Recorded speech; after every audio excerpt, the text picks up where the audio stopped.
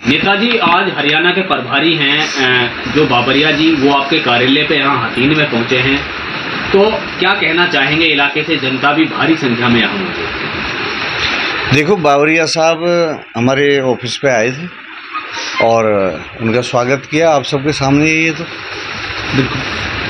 और भाई देखो, हाई कमान है, बाबरिया साहब इज हाई कमान।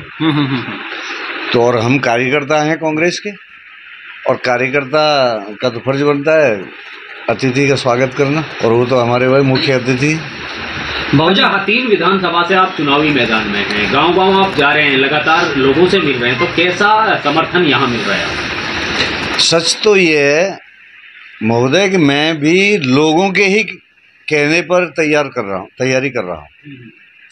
लोगों ने बहुत कहा कि भाई साहब ये सब लोगों के हमने बहुत देख लिए, आपका चेहरा हम देखना चाहते हैं। आप वर्षों से जो खाली सेवा के ही उसमें लगे हुए हैं, तो आप मैदान में आइए और पार्टी से टिकट के लिए डिमांड कीजिए। तो हमने रिक्वेस्ट लेटर दिया है पार्टी को। हथीन विधानसभा की बात करें, हथीन विधानसभा की जनता मूलभूत सुविधाओं से पूर्ण तरीके से वंचित है। यहाँ सड़कों की हालत आपने बहुत अच्छी तरीके से देखी, कहीं बिजली नहीं आती।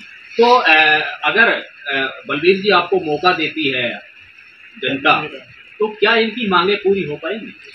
देखो, जनता मौका तो देगी, लेकिन पार्टी पहले अगर टिकट देती है तो ही हम इलेक्शन लड़ेंगे, नहीं तो बिना टिकट के हम इलेक्शन नहीं लड़ेंगे। पहली बात तो ये, क्योंकि हम कांग्रेस के कार्यकर्ता हैं। अगर पार्टी हमें टिकट नहीं देती है तो हम जैसे सेवा पार्टी की कर रहे हैं वैसे ही सेवा करते रहेंगे। दूसरी बात, यहाँ की जो मूलभूत समस्याएं हैं, यहाँ पहले विधायक भी रहे हैं और मंत्री भी रहे हैं। अब जिस क्षेत्र के लोग मंत्री भी रहे हों, बड़ी दुखद बात है कि इस तरह की मूलभूत सुविधाओं का अभाव, और वो भी भीषण अभाव। यहाँ नहर हैं लेकिन पानी नहीं है। यहाँ के जो प्रतिनिधि हैं वो जनता को कैसे मूर्ख बनाते हैं।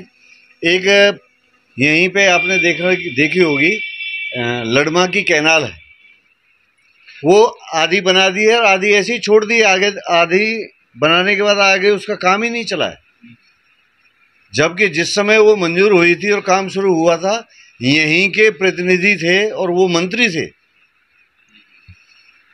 आज उन मंत्री के वंशज स्वयं आवाज उठा रहे हैं कि यहाँ ऐसी प्रॉब्लम है, वैसी प्रॉब्लम। अरे प्रॉब्लम आप लोग थे तो क्यों नहीं सॉल्व किया?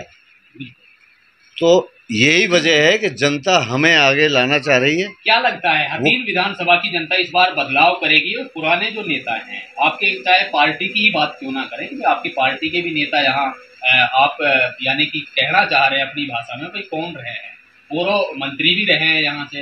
हथीन की जनता ने उनको मौका दिया है और फिर भी यानी कि विकास, तो किसको जिम्मेवार आप मानते हैं? देखो, मैं जिम्मेवार किसी भाई को नहीं मानता। ये मूलभूत समस्याएं हैं, और जो प्रतिनिधि पहले रहे हैं, विधायक या मंत्री, तो वो सब अपने अपने हिसाब से, देखो वो उनके विचार थे, उन्हें सेवा कैसे करनी थी वो उन्होंने किया।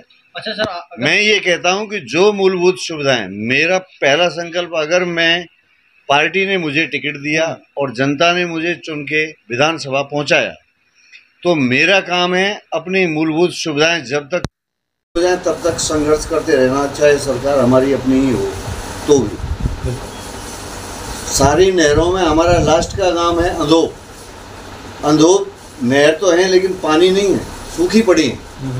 अंधोप तक इधर लड़मा की कैनाल को पूरा कराना और उसमें पानी उटावड़ को क्रॉस करवाना, ये मेरी गारंटी, मतलब मैं गारंटी देता हूँ अपनी तरफ से अपनी जनता को कि आपके लिए आखिरी दम तक संघर्ष करूँगा और ये चीज़ काम करा के रहूँगा। और हुड्डा साहब की सरकार बनने वाली है, ये पक्का है कि आपकी समस्याओं का भी निदान होगा। अगर स्कूलों की बात करें, शिक्षक नहीं है स्कूलों में, संपूर्ण तरीके के टीचरलेस स्कूल है, तो कैसे कर पाओगे इतनी बड़ी? देखो, सरकार अगर करना चाहे तो समस्या कोई बड़ी नहीं होती, सरकार बड़ी होती है।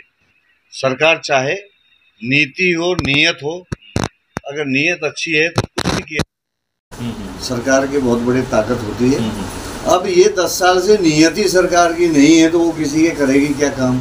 और यही वजह है कि अब की बार जनता इनको बिल्कुल इनके कैंडिडेटों की विधायक जमानत जब्त कर देगी। ठीक है।